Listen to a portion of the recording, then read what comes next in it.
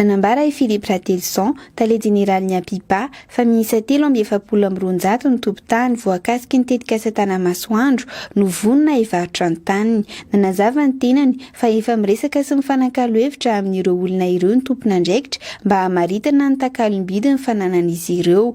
Efa nahatratra tany amin'ny 700 ny isan'ny olona efa nanantona ny birao eny amin'ny village voara eny Andohatapenaka naka angom-baovao mahakasika ny tanin'izy ireo.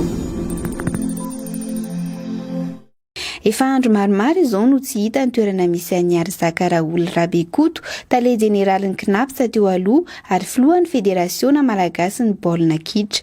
Namoaka avis de recherche mahakasika azy ny teo anivon'ny Bianco Omaly 20 febroary. Marihana fa notorian'ny CNAPS ity tale jeneraly teo aloha ity noho izy voatondro mety nanao fanodinkodinam-bola tao amin'ny orinasa.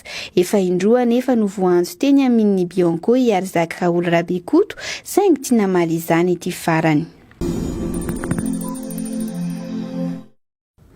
Nandritra ny filan-kevitry ny minisitra Omaly 20 febroary dia nanome toky ny filoham-pirenena fa hametraka lamina hitondra vahaolana maharitra any amin'ny faritra Atsimon'ny Nosy. Taoriandiany tany amin'ireny toerana voakasiky ny tsy fahanjarian-tsakafo ireny dia nanome toromarika ny tenany ny amin'ny ametrahana tetikasa azo refesina sy misy fiantraikany mivantana amin'ny fiainan'ny mponina izay tokony ho tanteraina any Atsimo.